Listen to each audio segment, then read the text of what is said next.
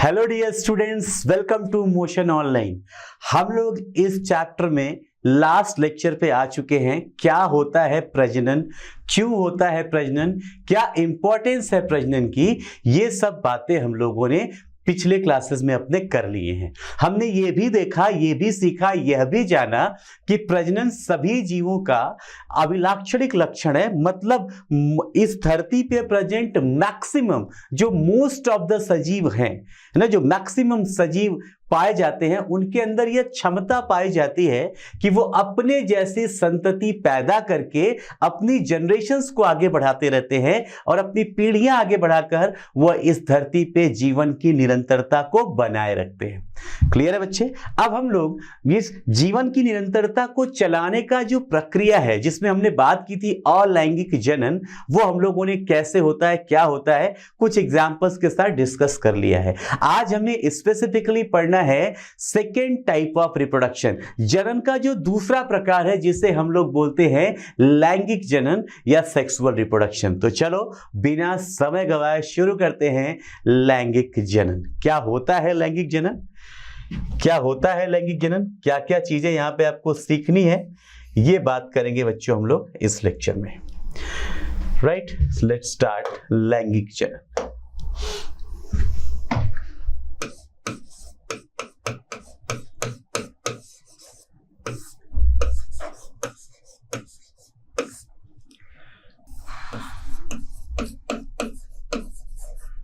Sexual reproduction मैंने आप लोगों को पहले ही सिखा दिया बेटा कि हम लोग जो वैरायटीज, जो हम प्रकार पढ़ते हैं जनन के, यहां पे हम लोग दो चीजें पढ़ रहे थे। एक था लैंगिक जनन और एक था अलैंगिक जनन। यस और नो?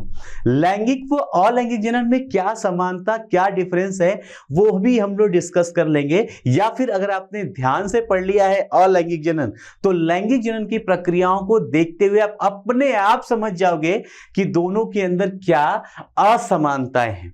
फिर भी मैंने आपको सिखाया था कि लैंगिक व अलैंगिक ऐसा नहीं है कि लिंग के आधार पे करते हैं, नहीं। लैंगिक व अलैंगिक जनन की बात हम इस आधार पे करते हैं कि क्या उस सजीव के अंदर प्रजनन प्रक्रिया में कितने पित्र इन्वॉल्व हो रहे हैं, कितने पितरों का समावेश हो रहा है प्रजनन प्रक्रिया के लिए। अगर एक पित्र का समावेश हो रहा है तो उसे बोलते थे हम एक पितृक।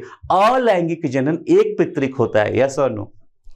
यहां पे हम जब बात करते हैं लैंगिक जनन की, तो सबसे स्पष्ट बात और सबसे इंपॉर्टेंट बात यही होती है कि लैंगिक जनन में हमेशा दो पितरों का समावेश होता है, जिसमें से एक होता है नर और दूसरी होती है मादा।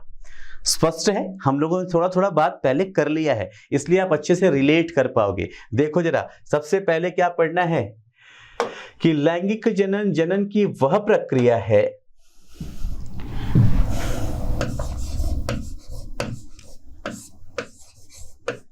जनन की वह प्रक्रिया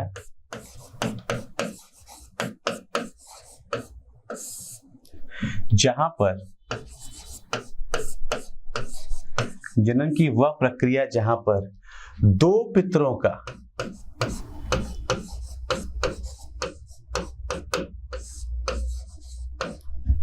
दो पितरों की आवश्यकता होती है या दो पितरों का समावेश होता है। दो पितरों की क्या होती है? आवश्यकता होती है।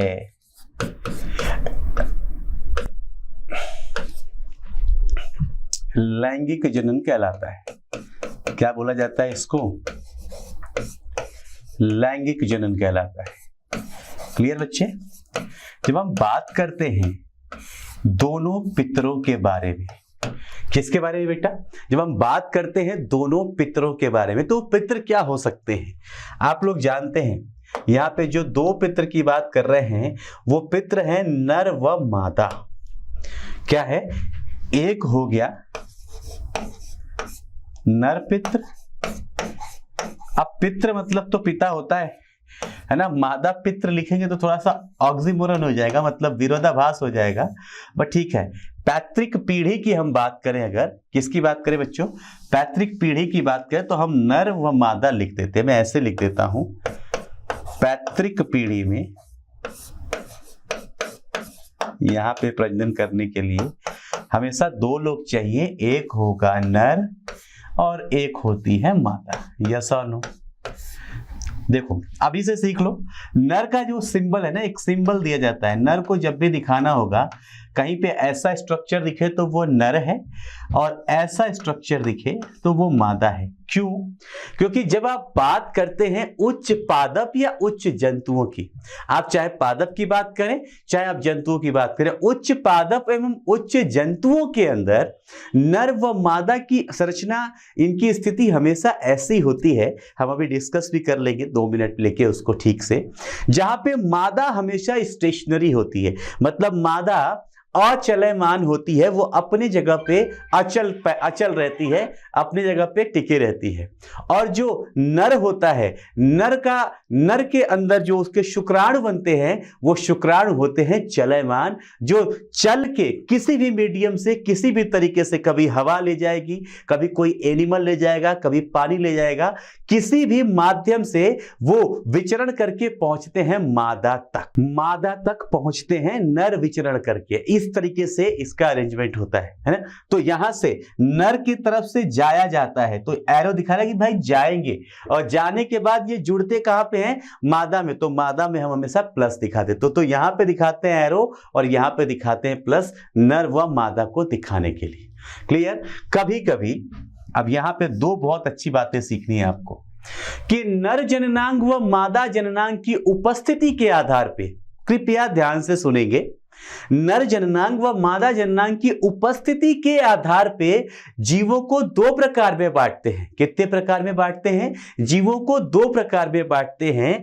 कभी कभी कुछ जीव ऐसे हैं जिसमें जो नर व मादा है वो एक ही जगह पे हो सकती है।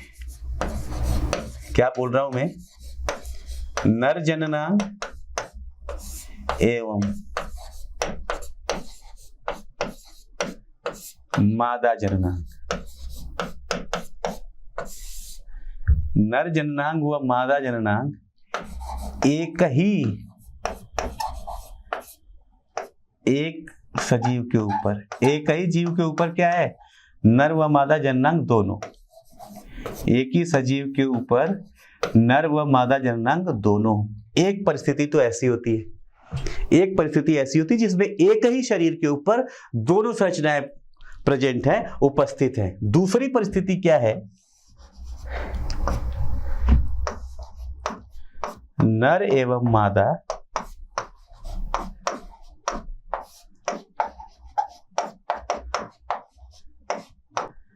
भिन्न भिन्न सजीवों पर पाए जाते हैं, भिन्न भिन्न सजीवों पर पाए जाते हैं।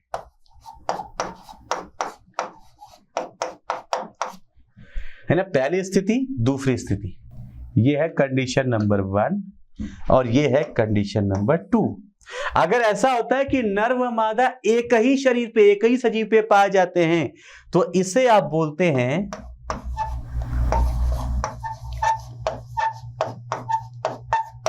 उभयलिंगी। क्या बोलते हैं बच्चों? उभयलिंगी। उभयलिंगी या ऐसे सजीव को हम बोलते हैं, ये तो उभयलिंगी मतलब एक जगह पे, उभयलिंगाश्रयी।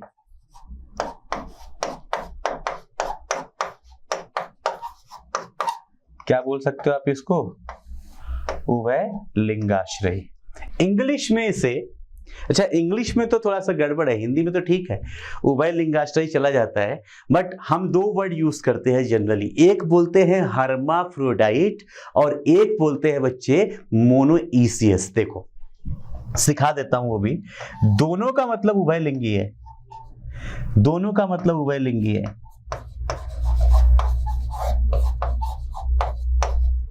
हर्माफ्रोडाइट,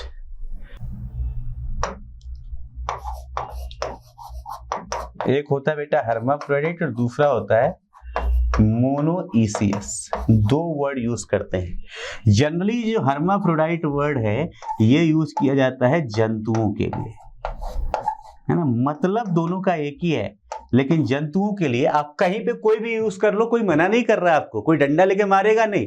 बट फैक्ट ये है कि जंतुओं के लिए हर्माफ्रोडाइट यूज करते हैं और पादपों के लिए मोनोइसियस वर्ड यूज करते हैं। किसके लिए?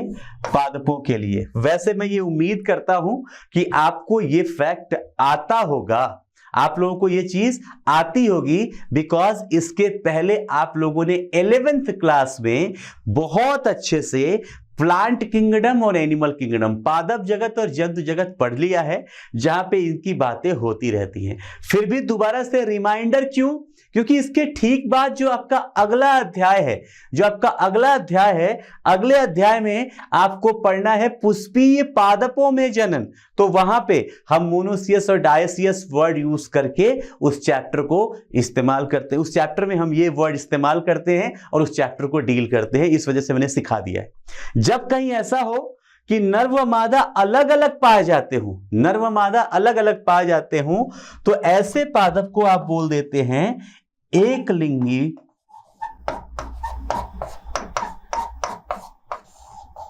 या एक लिंगाश्रयी।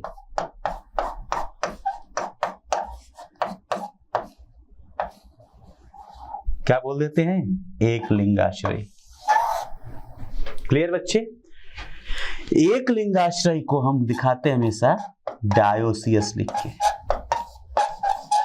बोलेंगे सर ये क्या मजाक चल रहा है?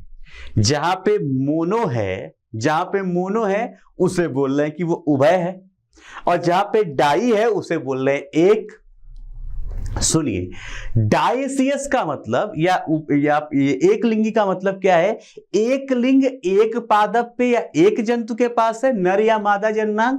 अगर नर जननांग एक पे है तो मादा जननांग दूसरे पे है, तो वहां पे प्रजनन के लिए हमेशा दो पौधे या दो जंतु चाहिए, इसीलिए इसे डायसियस कंडीशन बोलते हैं बच्चों। क्लियर हुआ? अब अगर मैं एक लिंगी की बात कर रहा हूं, डायसियस की बात कर रहा हूं, तो यहां पे एक जगह पे नर होगा, एक जगह पे मादा। यहां पे दो वर्ड और आपको सीखने हैं। अगर आप बात कर रहे हैं यहां पे भी एनिमल्स की, जंतुओं की, तो जंतुओं के लिए तो आप बड़े आराम से, जंतुओं में डायसियस दिखाने के लिए आप नर व मादा वर्ड यूज कर लेते हैं। नर व मादा ये दो वर्ड यूज कर लेते हैं जंतुओं के अंदर। क्लियर बच्चे? पादपों के अंदर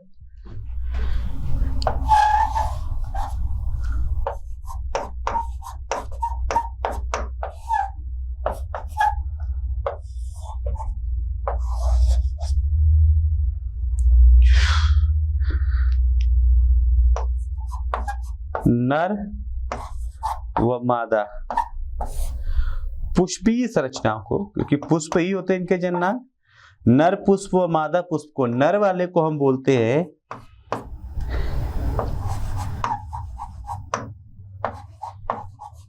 स्टैमिनेट और मादा को बोलते हैं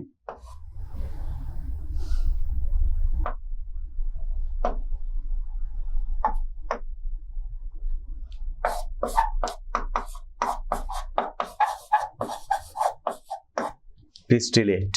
नर पुष्प को बोलते हैं स्टेमिनेट फ्लावर और मादा को बोल देते हैं पिस्टिलेट। ये कुछ टर्मिनोलॉजी है जिसमें आपके एनसीईआरटी ने खेला है ना, आपके एनसीईआरटी ने खेला है, प्रॉपर खेला है यहाँ पे ये टर्म्स सिखाने में। तो ये सारी टर्म्स की कहानियां एक बार में खत्म हो गई कि भाई लैंगिक प्रजनन वह प्रजनन है जहाँ पे दो पितर की आवश्यकता होती है, दो पितर चाहिए, वहां पे आप लैंगिक जनन बोल देते हैं। क्लियर बच्चे? दो पितरों में एक नर होगा, एक मादा होगी। अगर दोनों एक के ऊपर है तो आप उसे उभय लिंगाश्रयी या उभयलिंगी बोल देंगे। अगर दोनों अलग अलग हैं तो उसे आप एक लिंगी या डायसियस बोल दोगे। यस और नो बच्चों? यहाँ पे अगर बात कर रहा हूं जंतुओं में तो नर व मादा बोल देते हैं जनरली। जहां पे एक साथ हैं नर व मादा उसे हर्माफ्रोडाइट बोल देते हैं, और पादपों के लिए बात करें तो उसे मोनोइसियस वर्ड यूज किया जाता है। तो ये इसकी कहानी हो गई, पूरा का पूरा टर्मिनोलॉजी वाला हिस्सा खत्म हो गया। क्लियर बच्चे? आइए चलते हैं आगे। जब आप ये टर्म सीख जाते हैं एक लिंगी द्विलिंगी, तो अब यहाँ पे जब हम प्रजनन के बारे में सोचते हैं, है ना, जब जीवों में हम प्रजनन के बारे में सोचते हैं तो हमें दिखाई देता है कि लैंगिक प्रजनन में, है ना, आपके एनसीईआरटी में बहुत सारे स्ट्रक्चर्स दे रखे हैं, बहुत सारे स्ट्रक्चर्स दे रखे हैं, उभय लिंगी के, एक लिंगी के, है ना। मैं एक दो स्ट्रक्चर्स आपको दिखा देता हूँ, एक दो स्ट्रक्चर्स आपको दिखा देता हूं, क्योंकि मैं वही स्ट्रक्चर दिखाऊंगा जिससे आपके एग्जाम में क्वेश्चन आया हुआ है। बाकी आपके पुस्तक में बना हुआ है, आप देख लो केचुए के अंदर कहां पे है, कॉकरोच के अंदर कहां पे है, वो सब आप देखते रहना। फोटो बहुत बढ़िया बढ़िया फोटो बना के दिया है। मैं दो फोटो दिखाऊंगा जिसपे बच्चों से गलती होने के चांसेस भी होते हैं, जिसपे बच्चों से गलती होने के चांसेस भी होते हैं, और जो एग्जाम के लिए इंपॉर्टेंट भी है।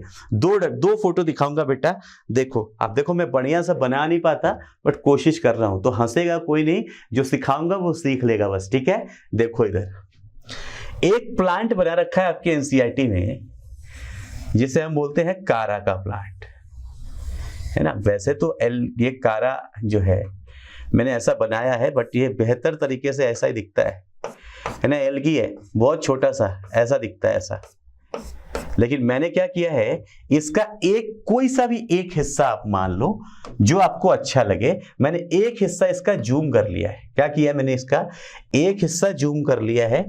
सपोज कर लो मैंने ये वाला हिस्सा ले लिया, इतना सा यहाँ पे, ठीक है। जब मैं इसको देखता हूं इस संरचना को, तो मुझे ऐसा दिखाई देता है कि ये पूरा का पूरा इसका स्टेम है, और स्टेम के ऊपर ये इसकी एक पतली सी ब्रांच निकली है, और इस ब्रांच के ऊपर, यहाँ पे इसी एक ब्रांच के ऊपर, इसके अंदर ये होता है उभय लिंगाश्रय। इस पे दोनों पाए जाते हैं। देखो इस पे क्वेश्चन आ चुका है बच्चे, इसलिए अच्छे से समझ लो। जब आप इसको देखते हैं तो आपको दिखाई देता है कि इसके ऊपर यहाँ पे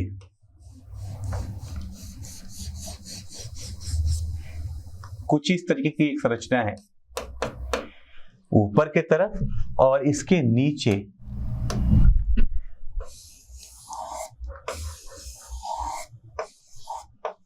कुछ इस तरीके की संरचना है। मतलब इसी पे एक ही पादप में, ये किसका पादप है, ये है कारा। ये क्या है, कारा, है ना। चारा मत पढ़ने लगना रे, है चमन लालो, चारा मत पढ़ने लगना। कारा लिखा है, ये कारा, ये एल्गी है ना, ये शैवाल है एक। इसमें दोनों जननांग पाए जाते हैं। ये जो नीचे वाला दिख रहा है, नीचे वाला होता है नर जननांग। नीचे वाला क्या होता है, नर जननांग। इस नर जननांग को इंग्लिश में ये गोल सा है ना, गोल सा है ना, गोल राउंड शेप का, तो गोल होने की वजह से इसे ग्लोब्यूल बोलते हैं। ये नाम याद करना है आपको, ग्लोब्यूल। इसे क्या बोलते हैं बेटा, ग्लोब्यूल बोलते हैं।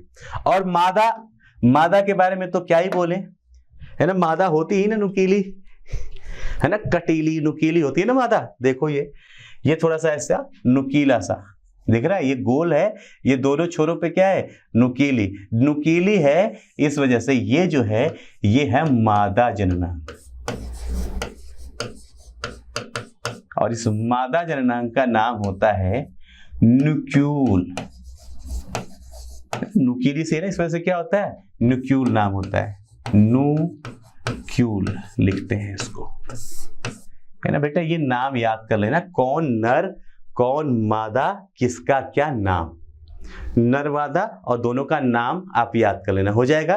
एक ही के ऊपर है, ये कहां पे हमने बात की, कारा के ऊपर। यहाँ पे सवाल पूछा जाता है, और 2 बार आया है, मुझे लगता है 2 बार। अगर आप लोग नीट तक की बात करो तो नीट में 2 बार आया ये क्वेश्चन, कि कौन ऊपर कौन नीचे, कौन ऊपर कौन नीचे, और किसका नाम क्या है। तो यार दोनों चीजें हम यही सीख लेंगे।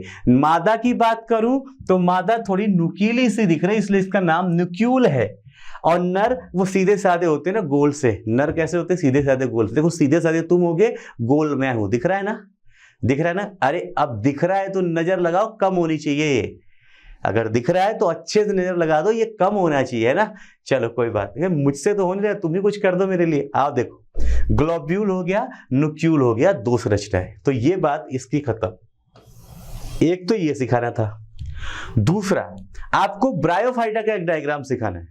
ब्रायोफाइटा में आपके एनसीईआरटी में 11th में भी पढ़ रखा है आप लोगों ने और 12th में भी इस चैप्टर के अंदर दे रखा है। आपके एनसीईआरटी में एक डायग्राम है बच्चे मार्केंशिया का बना हुआ। किसका?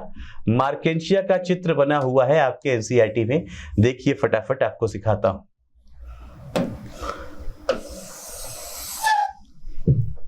जब आप मार्केंशिया को देखते हो तो मार्केंशिया जो है उसके अंदर 2 लीफी स्ट्रक्चर्स पाए जाते हैं। अब 11th में कितना पढ़े हो उतना ही आपको आ रहा होगा, समझ में भी आ सकता है, हो सकता है कोई ना समझ हो मेरे जैसे तो समझ में ना भी आए, है ना। 2 लीफी स्ट्रक्चर्स होते हैं इसके अंदर, मैं दोनों बना देता हूं।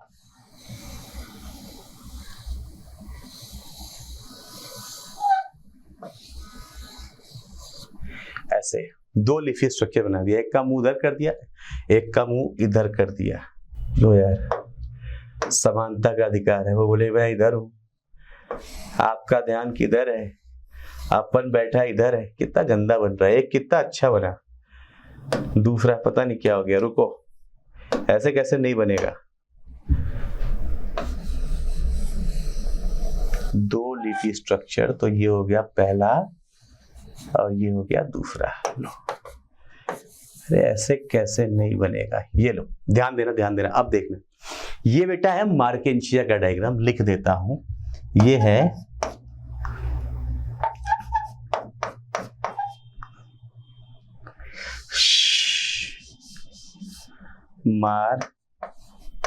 मार्केंशिया, है ना, मार्केंशिया का डायग्राम है ये। मार्केंशिया क्या होता है? ये है एक ब्रायोफाइट। ये कौन सा प्लांट होता है? एक ब्रायोफाइट है। जब आप मार्केंशिया को देखते हो ना, तो मार्केंशिया में यहां पे एक के ऊपर पाया जाता है नर जननांग और एक के ऊपर पाया जाता है मादा जननांग। ध्यान से देख लो, एक के ऊपर नर, एक के ऊपर मादा। पहचानोगे कैसे? ये पूछा गया है कि आप बताओ इसमें कौन मेल गैमेटोफाइट है, कौन फीमेल गैमेटोफाइट है। तो ये कैसे पहचानते हैं? देख लो, सीख लो एक बार में। जो फीमेल गैमेटोफाइट है,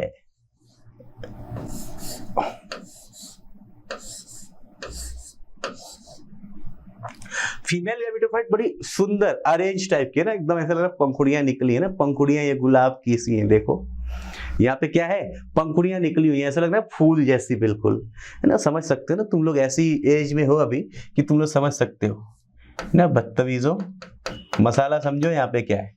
ये जो फीमेल गैमेटोफाइट है, यहाँ पे ये ऊपर वाला स्ट्रक्चर देखना है आपको। क्या देखना है? इस ऊपर वाले स्ट्रक्चर को देखना है। जब आप इसे देखते हो, ये बिल्कुल इवन फ्लोरल स्ट्रक्चर दिखाई देता है। इसे आप लोग, ये वाला जो है, ये है मादा।